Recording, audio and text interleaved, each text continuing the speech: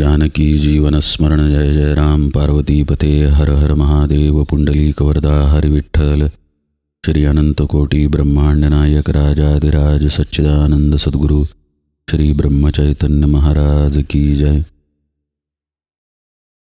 श्री महाराजांच्या सेवेमध्ये आपण श्रवण निरूपण हा 7व्या दशकातील 8वा समास उजळणी स्वरूपात पाहतोय.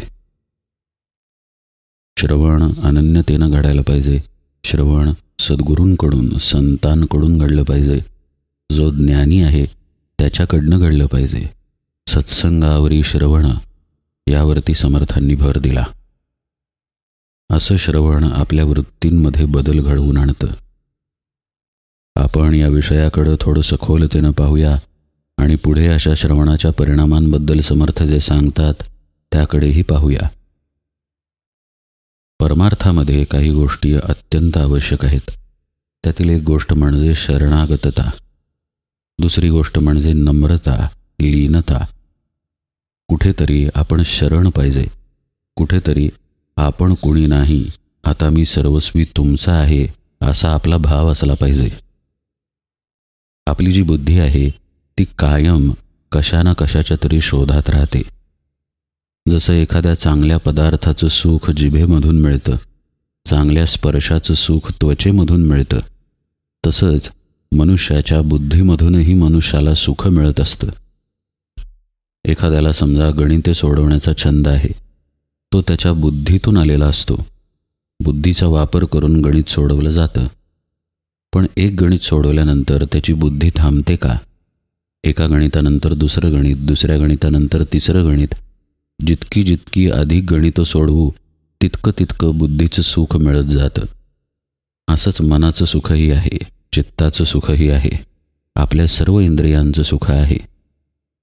म्हणजे आपला जो मूळ देहभाव आहे तो या सर्व सुखांमधून बाहेर प्रगट होत असतो.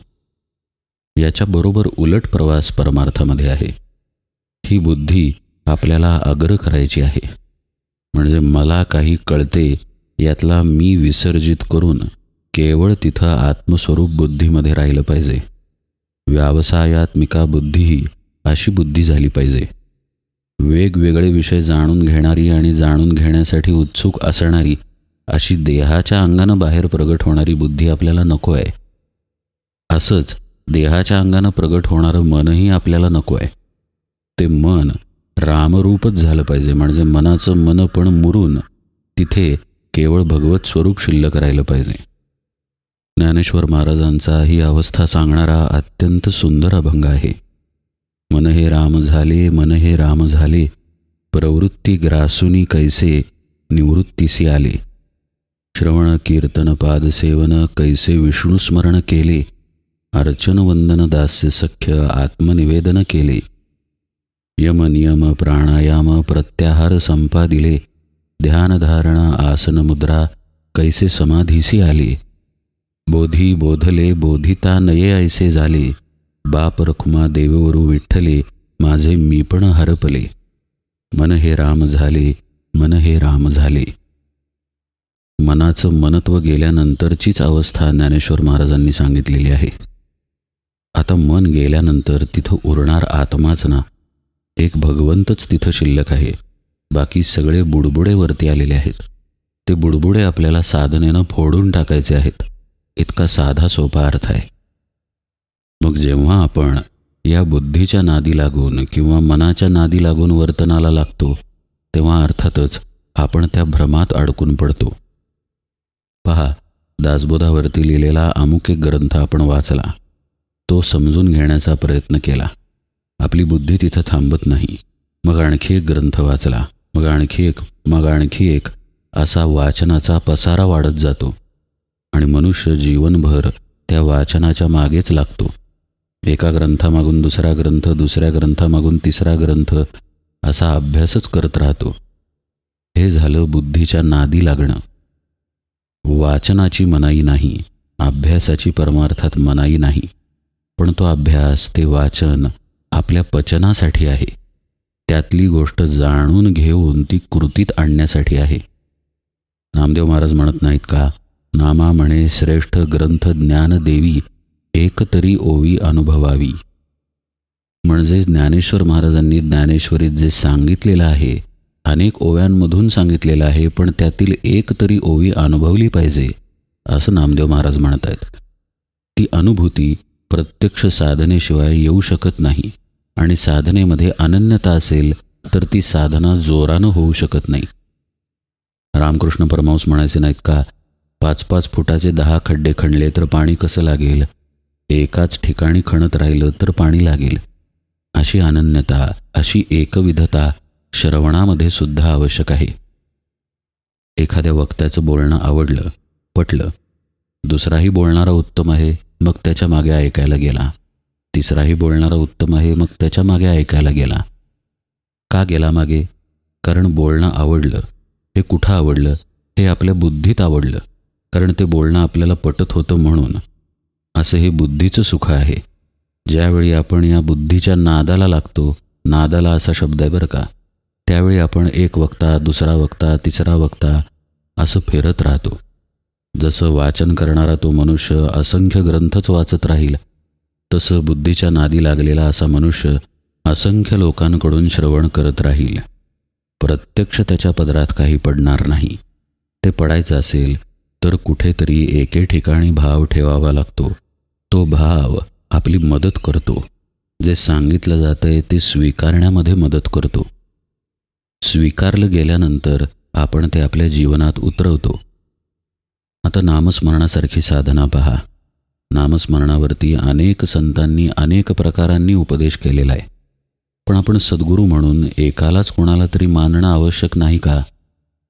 सगळ्यांनाच जर आपण मानत बसलो तर प्रत्येकाचे वेगवेगळे विचार नामस्मरणाबद्दल ऐकायला मिळतील. ते ऐकण्यातून बुद्धीमध्ये भेद उत्पन्न होईल आणि आपली प्रत्यक्ष साधना मात्र राहून जाईल. श्री महाराजांच्या प्रवचनांमध्ये एक गोष्ट आहे पहा. 2 माणसं आंब्याच्या बागेत गेली. एक मनुष्य आंब्याची चौकशीच करत बसला तर दुसरा मनुष्य आंबे खाऊन तृप्त झाला. ही तृप्तता परमार्थामध्ये आवश्यक आहे.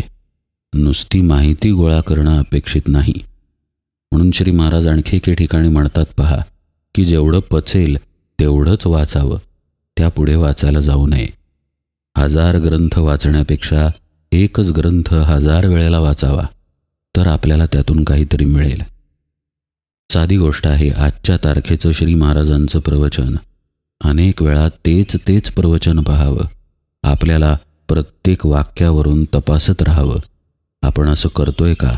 असं नाम घेतोय का? श्री महाराज म्हणतायत तसं वागतोय का? काही तासांनी, काही मिनिटांनी पुन्हा पुन्हा आजचंच प्रवचन पाहावं, पुन्हा आपल्याला तपासावं आणि पुन्हा नामाचा अभ्यास करावा. असंच श्रवणामध्येही पाहिजे. आता जेव्हा श्री महाराजांचं प्रवचन आपण वाचतोय तेव्हा आपलं एक प्रकारे श्रवणच नाही का होत? श्री महाराजच आपल्याला ते प्रवचन सांगतायत ना, म्हणजे आपण महाराजांकडूनच ऐकतोय. असं एकविधतेनं, अनन्यतेनं श्रवण जेव्हा घडतं तेव्हा मग श्रोता जो आहे तो त्यामध्ये विलीन होऊन जातो. म्हणजे श्री महाराज, श्री महाराजांची वचनं यामध्ये तो स्वतःला विसरतो. त्याशिवाय जीवनामध्ये काही उरतच नाही. आणि मग अशी अवस्था आल्यानंतर जी जोमाने साधना घडते, त्या साधनेनं साधकाचं जीवन अंतर्बाह्य बदलून जातं. एकदा परमपूज्य बाबा बेलसरे महाराज परमपूज्य गुरुदेव रानडे यांना भेटायला गेले. आता हे दोघेही व्यासंगी.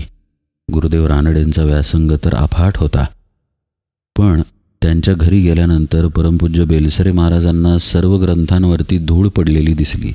काही ठिकाणी जळमटं पण दिसली. त्यांनी आश्चर्याने गुरुदेवांना विचारलं की अहो हे काय, ग्रंथांवर धूळ कशी काय? तेव्हा व्यासंगी असलेले गुरुदेव म्हणाले, अहो नामाची गोडी लागल्यानंतर ग्रंथांची काय किंमत? हा बदल एकविधतेनं, अनन्यतेनं घडून येतो.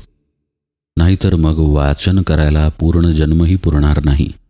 अनेक ग्रंथ आहेत आणि अनेक पद्धतीचं ज्ञान आहे. तसंच श्रवणाच्या बाबतीतही आहे. पण असं विखुरलेलं, हवाच्या सवा केलेलं श्रवण संतांना अपेक्षित नाही. असं जेव्हा एकनिष्ठेनं सद्गुरूंच्या संगतीमध्ये श्रवण घडतं तेव्हा त्याचे परिणाम दिसून येतात. श्रवणे प्रबोध वाढे, श्रवणे प्रज्ञा चढे, श्रवणे विषयांचे ओढे तुटोन जाती.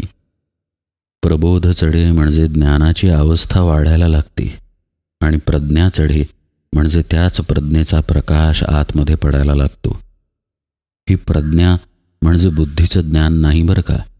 ही प्रज्ञा हा आत्मस्वरूपाचा प्रकाश आहे. ही गोष्ट कळण्यासाठी पुढची गोष्ट आपल्याला कळली पाहिजे. श्रवणे विषयांचे ओढे तुटून जाती. इंद्रिय सुखांकडं आपली जी धाव आहे, जी हाव आहे, ती हाव हळूहळू साधकाची कमी व्हायला लागते. इंद्रिय सुख निश्चितपणे साधकालाही लागतं.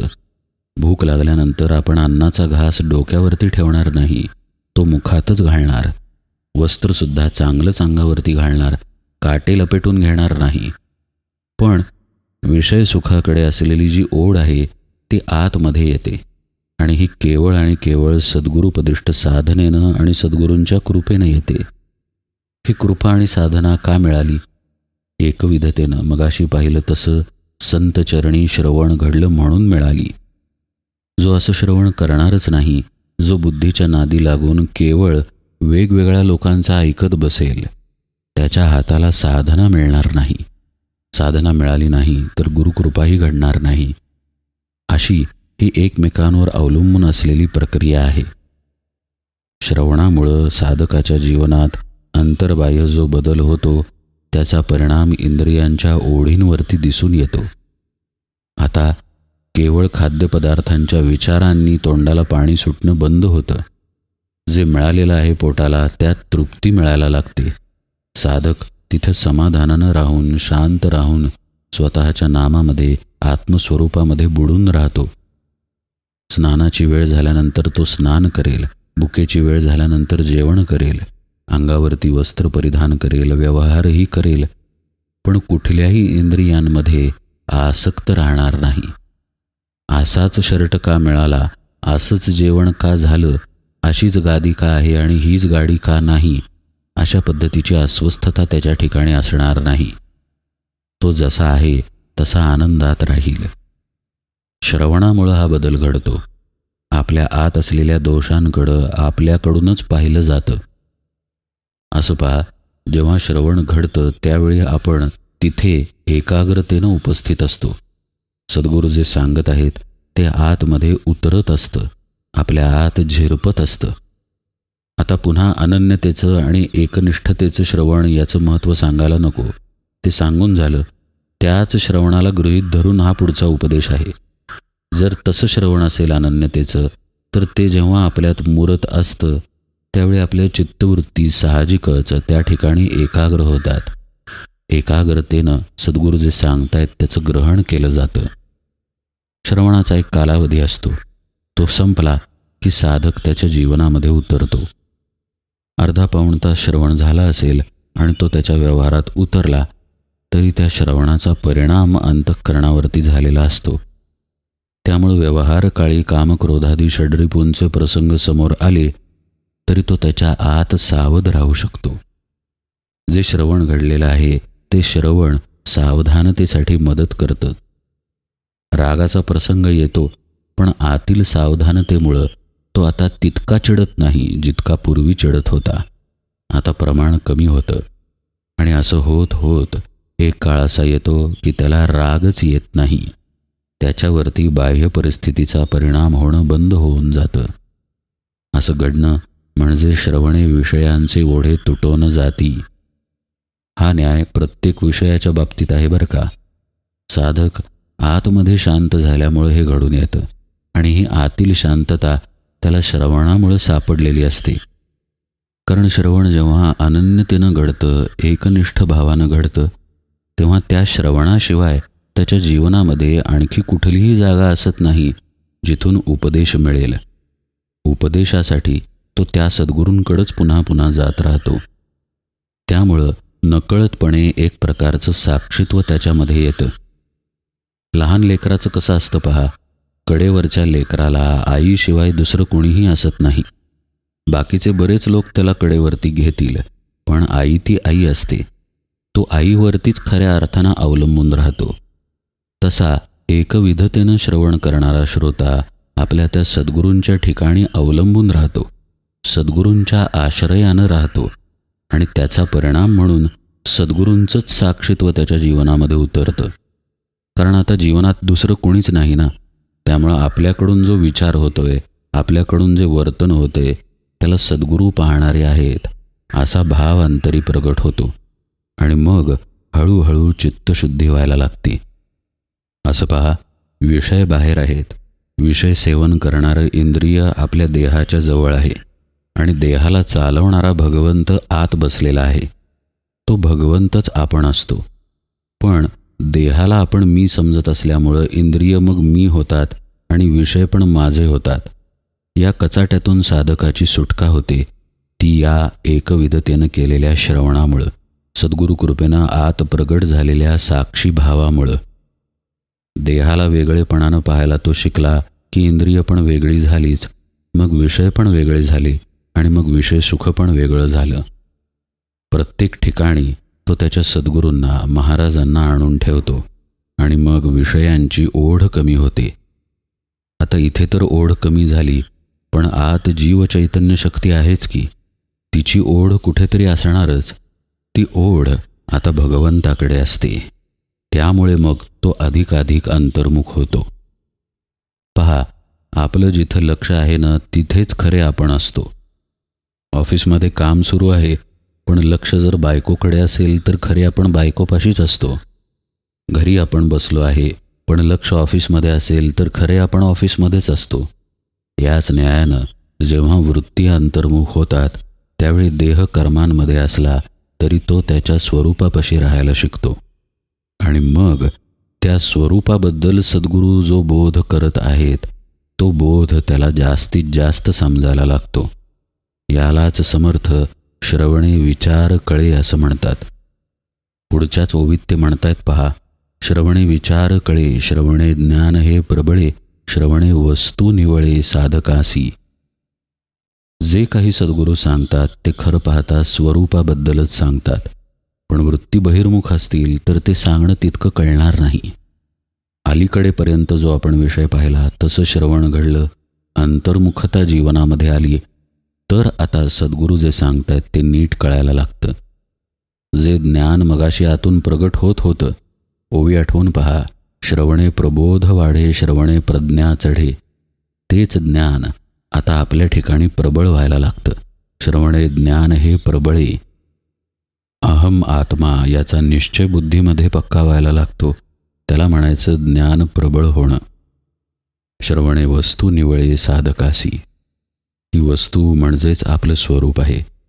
तेच केवळ शिल्लक राहून साधकापाशी आणखी काहीही उरत नाही असं समर्थांना सांगायचं आहे.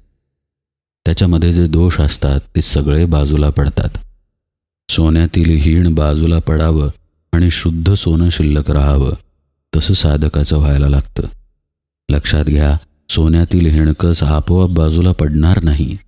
त्यासाठी सोनं भट्टीमध्ये तापावं लागेल. ते सर्व काही श्रवणानं घडतं. वृत्ती आत येणं, मग साधना मिळणं, साधनेनं वृत्ती आणखी आत येणं, आपल्या आत्मस्वरूपाच्या ठिकाणी आपण स्थिर राहायला शिकणं, प्रत्येक टप्प्यावरती श्रवणाचा आधार असतो आणि मग साधक या अवस्थेमध्ये पोहोचतो. पुढे समर्थ म्हणतायत, श्रवणे सद्बुद्धी लागे, श्रवणे विवेक जागे, श्रवणे मन हे मागे भगवंतासी. किती सुंदर शब्द वापरलेत पहा समर्थांनी. मन आता भगवंताची मागणी करायला लागतं, कारण आत विवेक जागा झालेला आहे. विवेक विचार तर सद्गुरू सांगतातच, पण आपल्या आत तो जागा असत नाही, ही आपली अडचण आहे. आत्म्याशिवाय अन्य सर्व काही नाशिवंत आहे हे विवेक विचारातून येतं. आपण आत्माच आहोत हे पण विवेक विचारात येतं, पण आपल्या आत ते श्रवणामुळं ठसतं. सद्बुद्धी लागे म्हणजेच आत्म्याला जाणणारी जी अग्रबुद्धी आहे, व्यावसायित्मिका बुद्धी जी आहे, ती बुद्धी साधकाला प्राप्त होते. बुद्धीतील अन्य विषय गळून पडतात. बुद्धीतील मी देह हा निश्चय गळून पडतो. देहाव्यतिरिक्त आपण आहोत हा निश्चय बुद्धीमध्ये ठसायला लागतो आणि मग सद्गुरूंनी सांगितलेला विवेक विचार खऱ्या अर्थानं जागा होतो. श्रवणे विवेक जागे. मग अशा व्यक्तीचं, साधकाचं मन विषयांना कसं मागेल?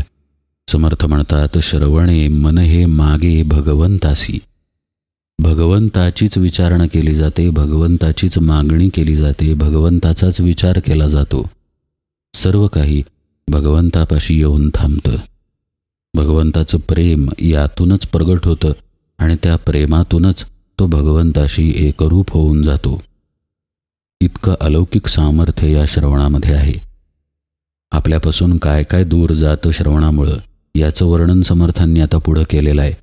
श्रवणे कुसंग तुटे, श्रवणे काम वोहटे वगैरे वगैरे. आपण उजळणीमध्ये तो सर्व भाग यथावकाश पाहूया. आज निरूपण सेवेला इथेच विराम देतो. जानकी जीवन स्मरण. जय जय राम.